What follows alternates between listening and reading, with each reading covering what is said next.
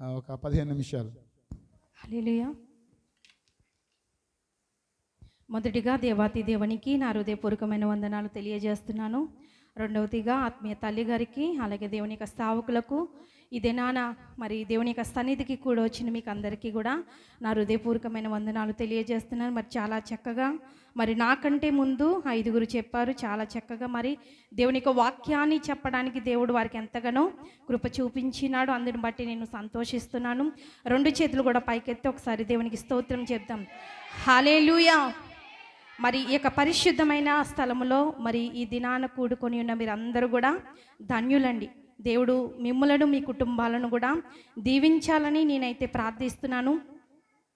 మరి ఎందుకు వచ్చిన వారు మాత్రమే ధన్యులంటే, యేసు ప్రభు వారి యొక్క విలువ ఎవరైతే తెలుసుకొని ఉంటారో, దేవుని యొక్క విలువని ఎవరైతే గ్రహిస్తూ ఉంటారో వారి మాత్రమే దేవుని యొక్క సన్నిధికి రావడానికి ఇష్టపడుతూ ఉంటారు. నిజమే, ఈ దినాన చాలా ప్రాముఖ్యమైన మరి ఈ దినం ఏంటంటే గుడ్ ఫ్రైడే, అంటే యేసు ప్రభు వారిని సిలువ వేసిన దినము. మరి ఈ విషయము దాదాపు లేదంటే పాస్టర్ గారు 2 వారాల నుండి అంతకు ముందుకుండానే చెప్పుకుంటూ వస్తున్నారు. 7 మాటలకు కూడా ప్రతి ఒక్కరు కూడా సిద్ధపడాలి. దేవుని యొక్క సన్నిధిలో ప్రతి ఒక్కరు కూడా ఉండాలి. ఏ పనైనప్పటికీ కూడా దేవుని కంటే మించినది ఏది కూడా లేదు. ఆయన ద్వారానే మనం కలిగి ఉన్నాము. ఆయన లేకుండా ఏది కూడా కలగలేదండి. నిజంగానే ఈ విషయంలో మనం బాధపడలేకపోయినా దేవుడు మనల్ని ఎందుకు పుట్టించాడు అంటే ఆయనను స్తుతించడానికి మాత్రమే. ఆయన మనల్ని ఎందుకు ఏర్పరచుకున్నాడు ఎందుకు మనల్ని ఈ భూమి మీద ఉంచి ఉన్నాడంటే ఆయనను స్తుతించడానికి మాత్రమే. గనక ఆయనకు ఎంతో దేవునికి ఎంతో ప్రాముఖ్యమైన ఈ దినాన దేవుని యొక్క సన్నిధిలో లేనందుకు నిజంగా దుఃఖపడాలి, బాధపడాలి. ఆయన ఎందుకు ఆ ఘోర కలువరి స్థితిలో ఎందుకు ఆయన బలి అయ్యాడంటే కేవలము నీవు నేను చేస్తే పాపములను బట్టి. మరి ఆయన మన కొరకు బలైతే మరి మనం ఆయనను స్తుతించకుండా ఎందుకు మరి దేవుని యొక్క సన్నిధికి దూరంగా ఉన్నామనేది మరి రాలేని వారికి మాత్రమే తెలియాలి. మరి నాకు ఇచ్చిన 6వ మాట దేవునికి మరొకసారి నేను వందనాలు తెలియజేస్తున్నాను. యోహాను సువార్త 19వ అధ్యాయము 30వ వచనంలో ఉంది 6వ మాట. యేసు ఆ చిరకను పుచ్చుకొని సమాప్తమైనదని, చాలమ్మా చాలు, ఆ మాట 7వ మాట కింద వస్తుంది. అది సమాప్తమైనదని అనే ఒక్క మాట మరి పాస్టర్ గారు నాకు ఇవ్వడం జరిగింది. మరి మాట నేను చదివేటప్పుడు అసలు ఏం చెప్పాలో కూడా నాకు అర్థం అవ్వలేదు. దీనికోసం అయితే నేను అసలు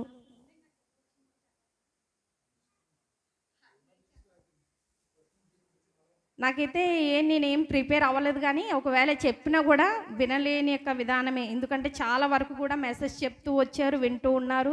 మరి నిలబడి ఎన్నైనా చెప్పొచ్చు, కానీ కూర్చో వినడం అనేది చాలా కష్టము. గనక ఈ మాట నేను వివరించేది ఇంకా కొన్ని నిమిషాలు నేను వివరించి దేవుని యొక్క సేవకులకి ఈ సమయాన్ని ఇస్తాను. సమాప్తమైనదని అక్కడ రాయబడి ఉంది 6వ మాటగా. చాలా మంచిదండి. కార్య ఆరంభము కంటే కార్యం ముగింపు, అంటే ఆ యొక్క కార్యము చేసిన తర్వాత చాలా సంతోషం అనేది మనకు ఉంటూ ఉంటుంది. చాలామంది ఒక పని చెయ్యాలి అంటే చాలా సంతోషంగా చేస్తుంటారు. కానీ ఆ యొక్క కార్యము లాస్ట్కి చివరికి వచ్చేసరికి, ఆరంభంకి వచ్చేసరికి చాలా ఎదుర్కోవాలి. చాలా సమస్యలు కానీ చాలా ఇరుకులు కానీ మనం చూస్తూ ఉంటాం. కార్య ఆరంభము కంటే కార్యాంతము మేలని దేవుని యొక్క వాక్యం సెలవిస్తుంది. కనుక దేవుడు ఈ మాట ఎందుకు చెప్పాడంటే, దేవుడు తనకు అప్పగించిన పనిని సంపూర్తిగా చేస్తాడు అందుకే దేవుడు చెప్తున్నాడు సమాప్తమైనది, అంటే కంప్లీటెడ్. దేవుడు మరి తనకు చెప్పిన విధానాన్ని బట్టి యేసు ప్రభువారు తన కుమారుని ఎందుకైతే ఈ భూమి మీదకి పంపించాడో మొత్తం అదంతా కూడా యేసు ప్రభువారు జరిగించారు 33.5 సంవత్సరములు ఆయన భూమి మీద ఉన్నారు. 30 సంవత్సరములు తన తల్లిదండ్రులకు కావాల్సింది, లేకపోతే ఈ లోకపరమైన మానవ యొక్క జీవితం ఏ విధంగా ఉంటుందో ఆ విధంగా అనుభవించి 3.5 సంవత్సరములు దేవుని యొక్క పరిచర్యలో కానీ దేవుని యొక్క పనిలో కానీ ఎవరైతే అస్వస్థతగా ఉన్నారో, ఎవరైతే నిందలలో, ఎవరైతే అవమానములో, ఎవరైతే ఇరుకులలో, ఇబ్బందులలో ఉన్నారో వారి కొరకు పరిచర్యము చేయటం మనం చూస్తున్నాం. మత్తయి సువార్త, లూకా సువార్త, మార్కు సువార్త, యోహాను సువార్తలో చూసినట్లయితే యేసు ప్రభువారు చేసే అద్భుతాలు మనం చూస్తూ ఉంటామండి. గనుక ఎందుకు యేసు ప్రభువారు ఈ విధంగా చేస్తాడు అంటే తండ్రి చెప్పాడు. ఏం చెప్పాడు? తండ్రి చెప్పాడు. తన పుట్టిక దగ్గర నుండి తాను మరలా మరణించేంత వరకు కూడా ఏ విధంగా ఉండాలనేది తండ్రి చెప్పాడు గనక తండ్రి యొక్క మాటకు కుమారుడిగా విధేయుడు ఉండి సమస్తాన్ని కూడా జరిగించాడు. ఒక తల్లిగా ఒక తండ్రిగా మనం చెప్పే మాట పిల్లలు వింటారో వినరో అనేది ఈ జనరేషన్ బట్టి మనం చెప్పేయచ్చండి. అండి మనం ఎక్కడికైనా బయటికి వెళ్ళేటప్పుడు బయటికి వెళ్ళకుంటే ఇంట్లోనే ఉండండి, టీవీ ఆన్ చేసుకొని, లేకపోతే మీరు చేసే పని మీరు చేయండి, లేకపోతే ఈ పని చేయండి ఆ పని చేయండి అని పిల్లలకు మనం ఒక పని కేటాయించి వెళ్ళేటప్పుడు మనం వచ్చేసరికి ఆ పనికి డబల పని చేసేవారు చాలామంది పిల్లలు ఉన్నారు. ఎందుకయ్యా అంటే ఇప్పుడున్న జనరేషన్ ఏంటంటే తల్లిదండ్రుల యొక్క మాట వినే విధంగా లేరు. వారికి ఆ చేతుల్లో విచిత్రమైన వస్తువులు వారి చేతిలో ఉన్నాయి కనుక తల్లిదండ్రుల మాట కంటే వారు దానికి మాత్రమే ఎక్కువగా అప్డేట్ అవుతూ ఉంటున్నారు. కనుక యేసు ప్రభు వారిని మనం ఇక్కడ చూసినట్లయితే ప్రతి విషయంలో కూడా తండ్రికి ఏమయ్యాడండి? విధేయుడే ఉన్నాడు. తండ్రి యొక్క మాట వినాడు. మనం చూసినట్లయితే మన ఇంట్లో ఎవరికైనా బాగాలేకపోతే వాళ్ళు ఏదైనా బ్లడ్ కావాలని మనం అడిగేటప్పుడు మంచివారైతే, లేకపోతే వారికి హృదయాన్ని ఎరిగిన వారైతే ఇవ్వడానికి ఇష్టపడుతుంటారు. కానీ కొందరు ఏం చేస్తారంటే ఇవ్వడానికి ఏమాత్రం కూడా ఇష్టపడరు. ఎందుకంటే ఆ బ్లడ్ ఇచ్చిన తర్వాత వారికి వచ్చే ప్రాబ్లమ్స్ని బట్టి వారు ఆలోచిస్తూ ఉంటారు. కానీ ఇక్కడ మనం చూస్తున్నట్లయితే తండ్రి చెప్పాడు, మీరు ఇక ప్రజల కొరకు నువ్వు మరణించాలి, ఈ ప్రజల కొరకు నువ్వు సిలువ యాగం అవ్వాలి అని చెప్పినప్పుడు తండ్రి ఒక కుమారునిగా ఈ లోకమునకు వచ్చి తను 30 సంవత్సరములు తన తల్లిదండ్రులకు లేకపోతే ఈ లోకపరమైన విధముగా పనిచేస్తూ తన తండ్రి ఏక వృత్తులైతే ఉన్నాడు ఆ వృత్తిని తను కూడా పాటిస్తూ చేస్తూ 3.5 సంవత్సరములు తను ఎక్కడ కూడా ఖాళీగా లేడండి. ఎక్కడ కూడా ఖాళీ లేడు.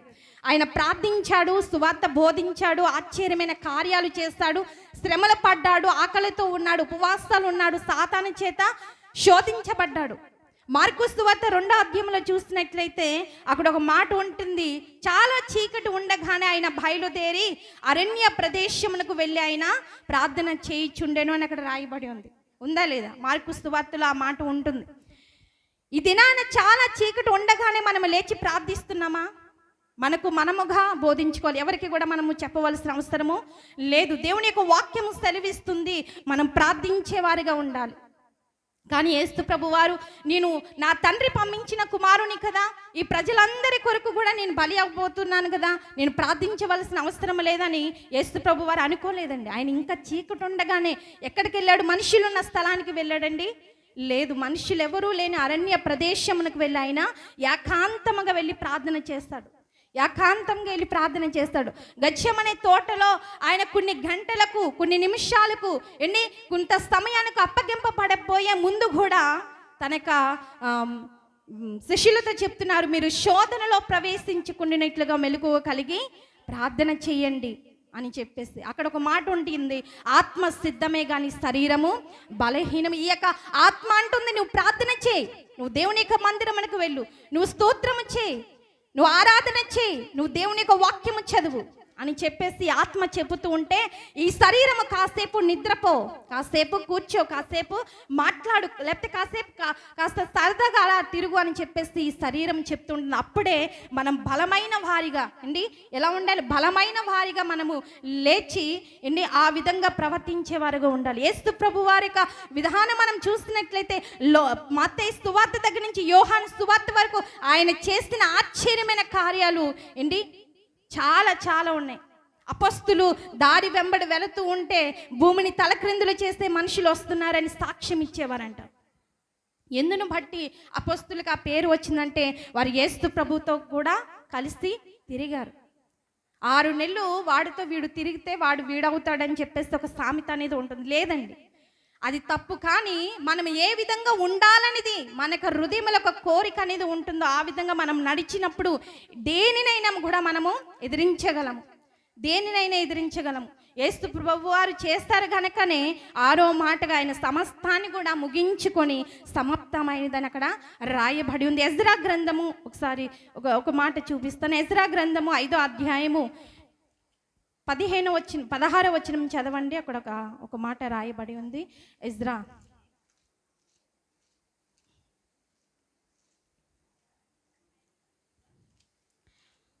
5వ అధ్యాయము 16వ వచనం.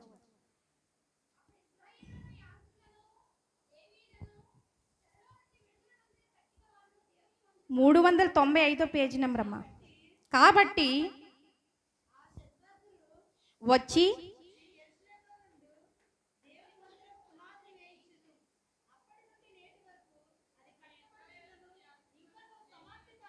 దేవునికి స్తోత్రం, హల్లెలూయా. దేవుని మందిరపు యొక్క పునాది వేయించెను, అప్పటి నుండి నేటి వరకు అది కట్టబడుచున్నను, ఇంకను సమాప్తి అంటే పూర్తి కాలేదంట. ఆలోచించండి. యేసు ప్రభు వారు అక్కడ చెప్తున్నారు సమాప్తమైన అంటే తండ్రి తనకి ఏ పని అయితే అప్పచెప్పాడు అది కంప్లీట్గా చేస్తాడు కనుక ధైర్యముగా ఆ సిలువలో వేలాడుతూ చెప్తున్నాడు సమాప్తమైనదని చెప్తున్నాడు. కానీ యెరూషలేము యొక్క మందిరము ఎన్నో సంవత్సరం నుండి కడుతున్నారు, అయినప్పటికీ అది పూర్తి కాలేదంట. అక్కడ రాయబడి ఉంది క్లియర్గా అండి, సమాప్తి కాకుండేను ఇంకను అని అక్కడ రాయబడి ఉంది. ఆదికాండం 1వ అధ్యాయము 31వ వచనం చూద్దాం. ఆదికాండము 1వ అధ్యాయం 31వ వచనం. దేవుడు తాను చేసినది యావత్తును చూసినప్పుడు అది చాలా మంచిదిగా ఉండెను. సమస్తమును ఉదయమును కలగగా 6వ దినమాయెను. దేవునికి స్తోత్రం, హల్లెలూయా. దేవుడు ఈ సృష్టిని ఎన్ని దినాలు చేస్తాడండి? 6 దినాలు. ఆ 6 దినాలు చేసిన తర్వాత యేసు ప్రభువారు అంటే యెహోవా దేవుడు చూసినప్పుడు ఆ యావత్తును కూడా చూసినప్పుడు చాలా మంచిదిగా అనిపించిందంట. ఈ దినాన నీకు నాకు అప్పగిస్తున్న దేవుడు ఏ పని అప్పచెప్పాడంటే మార్కు సువార్త 16వ అధ్యాయం 15వ వచనంలో మీరు సర్వ సృష్టికి వెళ్ళి సర్వజనులకు సువార్తను ప్రకటించండి. అది ఆజ్ఞ కదండి, అది దేవుడు మనకి ఇచ్చిన ఆజ్ఞ.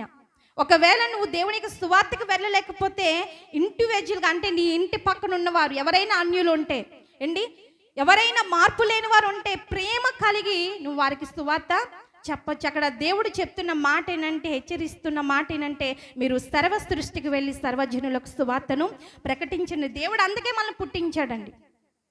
2023లో సఫీర్ గారు మరి మనకు చర్చికి ఉపవాస కూటాలకు వచ్చినప్పుడు ఆయన ఒక మాట చెప్పాడు. మనం ఎవరమై ఉన్నామంటే దేవుని యొక్క ప్రజలమై ఉన్నాము. దేవుడు మనల్ని ఎందుకు పుట్టించాడంటే ఆయనను స్తుతించడానికి పుట్టించాము. గుర్తుందండి ఆ వాక్యము? ఆయనను స్తుతించడానికి మాత్రమే దేవుడు మనం పుట్టించారు, మరి దేని కొరకు కాదండి. ఈ లోక యాత్రలో మనకి ఇష్టమైన విధంగా జీవించడానికి మాత్రం కాదు. తండ్రి తను ఎందుకు పుట్టించాడు ఆ మర్మం ఎరిగి ఉన్నాడు కనుక జరిగిన 5 అధ్యాయాలు కూడా అంటే 5 మాటలు కూడా చక్కగా ఎక్స్ప్లెయిన్ చేస్తూ వచ్చారు. 6వ మాటగా ఆయన సమాప్తం చేశాడు. ఏంటి, ఆలోచించండి, నిన్ను నన్ను దేవుడు ఎందుకు పుట్టించాడు? మనతో అసలు ఆయనకి ఏం పని ఉంది?